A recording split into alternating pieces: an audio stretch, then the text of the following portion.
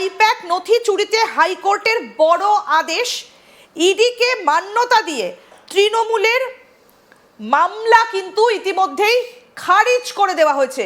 এই মুহূর্তের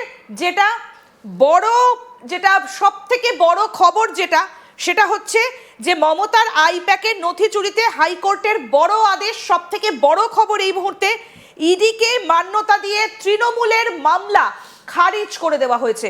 আমি এই জায়গাটাতে এবার আসতে চাইবো যে আইপ্যাকে ইডি নথি চুরির যে মামলা, সেখানে ইডিকে মান্যতা দিয়ে তৃণমূলের যে মামলা সেটা খারিজ করে দেওয়া হয়েছে হাইকোর্টের তরফ থেকে।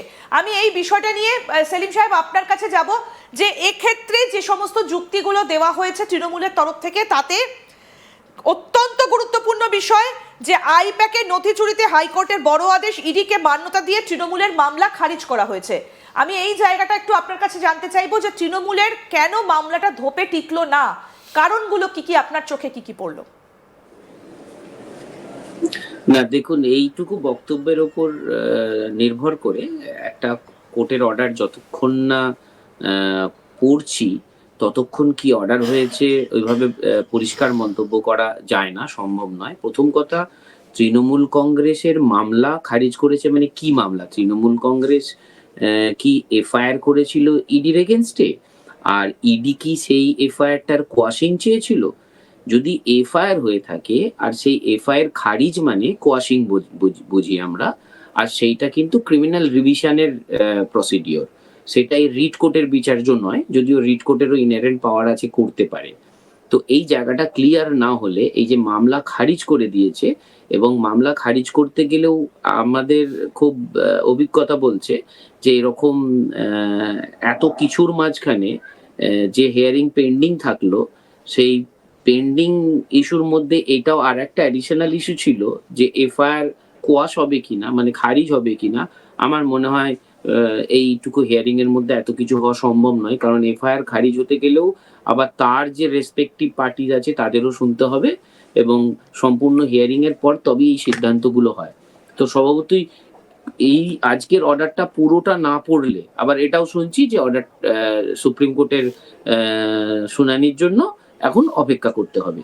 এটা পরিষ্কারভাবে বলা সম্ভব নয়, এখন বলা উচিত হবে না। আমি একটু আদালত কি বলেছে এক্ষেত্রে, কেন তৃণমূলের মামলা খারিজ হলো, এক্ষেত্রে আদালতের তরফ থেকে কি বলা হয়েছে একটু আপনাদেরকে জানাই। আদালত বলেছে যে পাঞ্চনামাগুলো থেকে প্রমাণিত হয় যে আইপ্যাকের কার্যালয় বা এর পরিচালকের কাছ থেকে কিছুই জব্দ করা যায়নি, এটা খুব স্পষ্ট আজকে আদালত জানিয়েছে। এবং তার সঙ্গে বলেছে এই সব যুক্তি তর্কের পরিপ্রেক্ষিতে আর কিছু বিবেচনা করার জন্য বাকি নেই এবং মামলাটির নিষ্পত্তি করা হলো। অর্থাৎ ইডির কাছে মমতা বন্দ্যোপাধ্যায়ের কোনো ডকুমেন্ট, কোনো কাগজপত্র কিছু নেই। অর্থাৎ যে বিষয়গুলো বলা হচ্ছিল তৃণমূলের তরফ থেকে, মমতা বন্দ্যোপাধ্যায় বলছিলেন যে বিজেপি সমস্ত ইডিকে দিয়ে চুরি করে নিয়েছে। কি কি বলেছিলেন তিনি? তার বিএলএ 2 যে রেকর্ড, তার যে ভোটার তালিকা, এই সংক্রান্ত অর্থাৎ এসআইআর সংক্রান্ত যে কাগজপত্র বিজেপি ইডিকে দিয়ে চুরি করেছে বলে তৃণমূল কংগ্রেসের তরফ থেকে যেটা দাবি করা হচ্ছিল, এমনকি মমতা বন্দ্যোপাধ্যায় নিজেও বলেছিলেন, আজকে সেটা স্পষ্ট করে দেওয়া হয়েছে আদালতে যে ইডির কাছে কোনো কিছু বাজেয়াপ্ত করা নেই।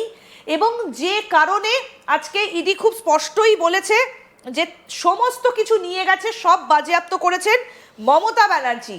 এবং তারপরে আদালত এটা বলে যে পাঞ্চনামাগুলো থেকে প্রমাণিত হয় এর থেকে যে আইপ্যাকের কার্যালয় বা এর পরিচারকের কাছ থেকে কিছুই জব্দ করা হয়নি, অর্থাৎ প্রতীক জৈনের বাড়ি থেকে কিছুই ইডি নেয়নি, এবং এই সব যুক্তিতর্কের পরিপ্রেক্ষিতে আর কিছু বিবেচনা করার জন্য বাকি নেই এবং মামলাটি নিষ্পত্তি করা হলো।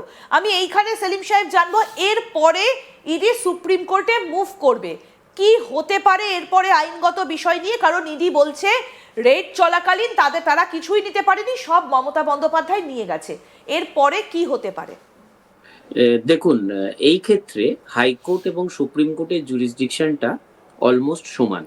হাইকোর্টে যে জিনিসটা হতে পারতো, সুপ্রিম কোর্টেও বাড়তি কোনো জুরিসডিকশন থাকবে না, বাড়তি পাওয়ার থাকবে না, যে সুপ্রিম কোর্ট যে অর্ডারটা দিতে পারে হাইকোর্ট দিতে পারতো না।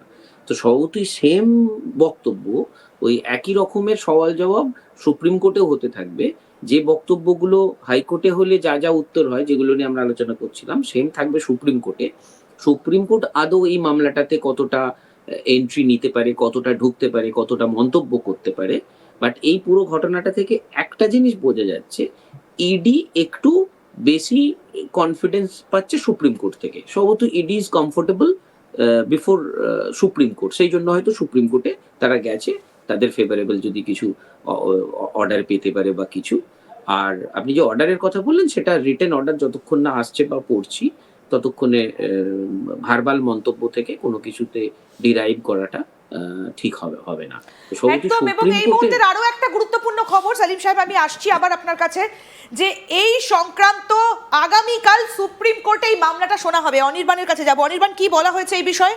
একেবারে দেখো, এই মুহূর্তে দাঁড়িয়ে বড় খবর আসছে যে আগামীকাল সুপ্রিম কোর্টে এই মামলার শুনানি। এবং যে আবেদন ইডি করেছিল, ইডি এর আগেই, আমি যেমনটা বলছিলাম যে ইডি এর আগেই সুপ্রিম কোর্টে মুভ করেছিল।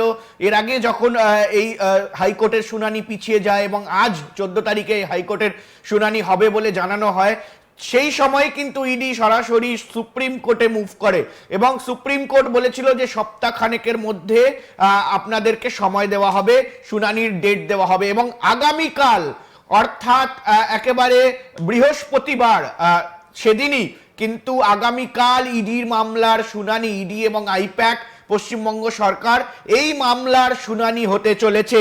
এবং যা খবর রয়েছে যে এটি একটি বেঞ্চ, একেবারে ডিভিশন বেঞ্চে এই মামলা হতে চলেছে। এবং সেই ডিভিশন বেঞ্চে কিন্তু বিচারপতি প্রশান্ত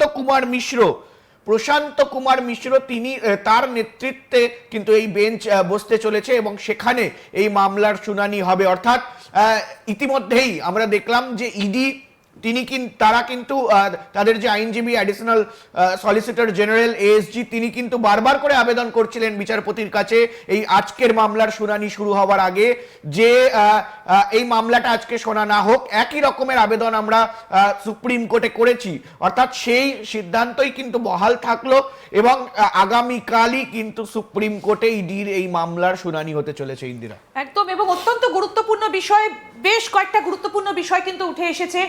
ইডি বলেছে যে ইডির কাছে কিছু নেই, তারা কিছু বাজেয়াপ্ত করতে পারেনি, সমস্ত মমতা বন্দ্যোপাধ্যায় নিয়ে চলে গেছে, খুব স্পষ্ট করে ইডি এটা জানিয়েছে। দ্বিতীয় যে বিষয়টা হলো যে তৃণমূলের তরফ থেকে যে মামলাটা দায়ের করা হয়েছিল সেটা স্থগিত করে দেওয়া হয়েছে, সেটা নিষ্পত্তি করে দেওয়া হয়েছে এবং সুপ্রিম কোর্টে আগামীকাল শুনানি রয়েছে। অত্যন্ত গুরুত্বপূর্ণ বিষয়।